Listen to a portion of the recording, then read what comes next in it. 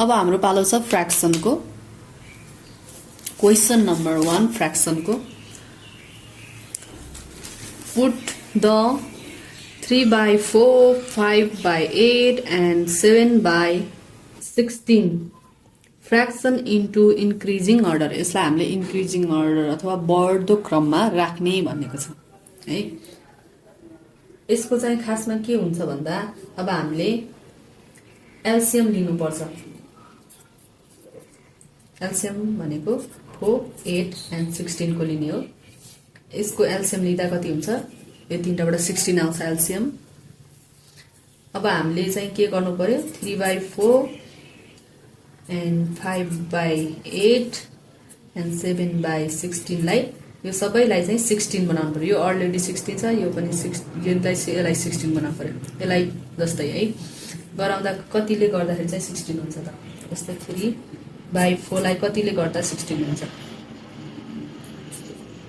तल माथि नै 4 ले मल्टिप्लाई गर्यो भने 16 हुन्छ है। यसलाई अब 16 बनाउँदा 8 is 16 हैन। अब यसलाई पनि गर्दिनु न त इन्टु 1 इन्टु 1 यस्तो हुन्छ हैन। अब यसलाई चाहिँ हामीले मल्टिप्लाई गरेर नि तलमाथि नै 12/16 10/16 7/16 अब यसलाई चाहिँ हामीले बल्ल अब इन्क्रिजिङ अर्डरमा राख्दाखेरि द करेक्ट एन्सर इज अब हामीलाई इन्क्रिजिङ अर्डरमा राख्न पठाएको हुनाले पहिला तलबाट माथि राख्छु 7/16 5/8 and 3/4। क्वेशन नम्बर 2 यहाँ के भनेको छ भने if the fraction 5 and 1/2 of certain number is multiplied है 5/1/2 लाई एउटा सर्टेन नम्बरले मल्टिप्लाई गर्छ एन्ड बाइ अनदर फ्र्याक्सन अर्को फ्र्याक्सन 6 and 1/9 बिकम 100 त्यसलाई पनि 6 यसलाई फेरि 6 and 1/9 ले मल्टिप्लाई गर्दा त्यो नम्बर चाहिँ के हुन्छ 100 हुन्छ भने what would be that number त्यो नम्बर चाहिँ कुन हो पत्ता लगाउनुस् भनेको छ हैन। अब यहाँ चाहिँ हामीले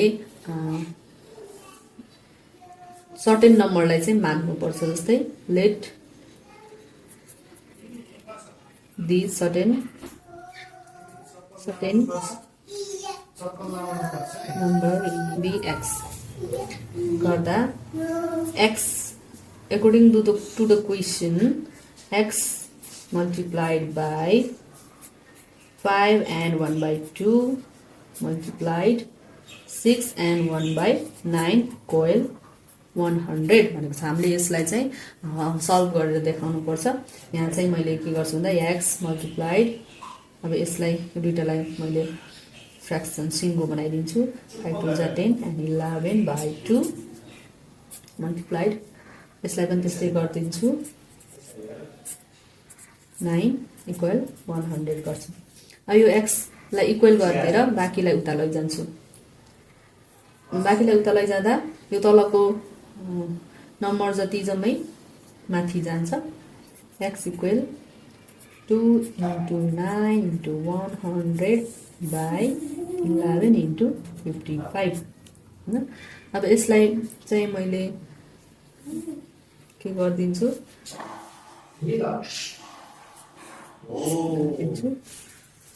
यसलाई 5 ले काट्दे 11 छ यसरी काट्छ इक्वल गर्दा कति हुन्छ 20 into 2 into 9/11 into 11 हुन्छ।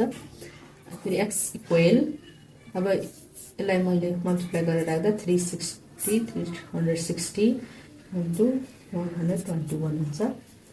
x को भ्यालु चाहिँ यति आयो और यो भनेको नै कति हो त यसलाई चाहिँ मैले फेरि पहिलाको जस्तै मा राख्दै लगिजाँदा 2 and 118/21121। The right answer is this. Question number 3 what would be the 4/5 part of 1 kilometer। यहाँ चाहिँ 4/5 को 1 किलोमिटर को 4/5 पार्ट निकाल्न पठाएको छ। यो भनेको मिटर निकाल्न पठाएको 1 किलोमिटरमा 4/5 मिटर कति हुन्छ भनेर चाहिँ त्यो निकाल्न पठाएको है। अब यसमा चाहिँ एन्सर अप्सन छ 750 metre, 800 metre, 400 metre and 450 metre छ। अब यसलाई मैले पहिला 1 किलोमिटरलाई मिटरमा लैजान्छु। मिटरमा लैजाँदा कति हुन्छ 1000 मिटर हुन्छ है।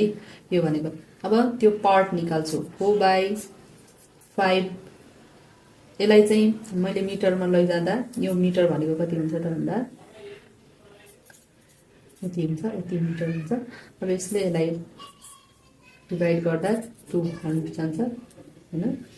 अब इक्वल यो भनेको 4 × 200 हो। यो भनेको कति हो त 800 मिटर हो। यसको राइट आन्सर चाहिँ के हुने भयो त 800 मिटर। अब क्वेशन नम्बर 4। क्वेशन नम्बर 4 मा के भनेको छ भन्दा what would be the percentile value of 3/4। यसको पर्सेन्ट भ्यालु कति हुन्छ भनेर निकाल्न पठाएको छ। यसलाई हामीले पर्सेन्टेजमा लैजाने। पर्सेन्टेजमा लैजाने भनेको यसलाई 100 ले मल्टिप्लाई गरेर पर्सेन्टेज राखिदिने मात्र हो। अब जस्तै एन्सर अप्सन छ 25%, answer option B 50%, option C 67%, option D 75%। यसको कस्तो हुन्छ भने अब 3/4 लाई केमा पर्सेन्टेजमा लैजाँदा इन्टु 100 है। अब मैले 4 ले नै यसलाई डिभाइड गरिदिन्छु, यति 25 आउँछ। यो मल्टिप्लाई गर्दा कति आउँछ 75%। The right answer is 75%. Question number 5. If x/y equal 40, x/y को भ्यालु कति 40 छ भने and z/y equal 40, z/y को पनि कति छ भ्यालु 40 छ भने which of the following would be the value of x/y plus x/z भनेर चाहिँ भनेको छ। हामीलाई चाहिँ यहाँ अप्सनहरु एन्सर अप्सन पनि दिएको छ 40, B 41, C 42, D 80।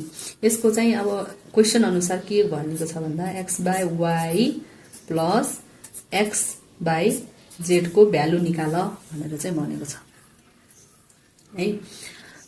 अब मैले यिनहरुको चाहिँ उस गर्दाखेरि राख्दिन्छु। जस्तै x/y भनेको कति छ 40 छ हैन। अब x र z को भ्यालु छैन हामीसँग, z/y को भ्यालु मात्रै छ भने मैले अब के गर्छु त यसलाई x/y इक्वल कति 40 छ, z/y इक्वल टु 40 छ भने पहिला म अब z को भ्यालु निकाल्छु नि त।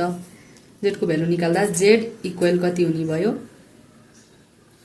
40y हुने भयो छ है हाम्रो। अब म मान राख्दिन्छु, यसको भ्यालु राख्दिन्छु। जस्तै x/y इक्वल टु कति भयो 40 प्लस x को भ्यालु हामीले z को भ्यालु राख्छौं। जस्तै x बाइ अब z को भ्यालु चाहिँ कति छ 40y राख्दिए हैन। अब 40 प्लस अब यो 40 लाई चाहिँ हामीले यता मल्टिप्लाई गर्न यता निकालेपछि कति हुने भयो x/y हुने भयो।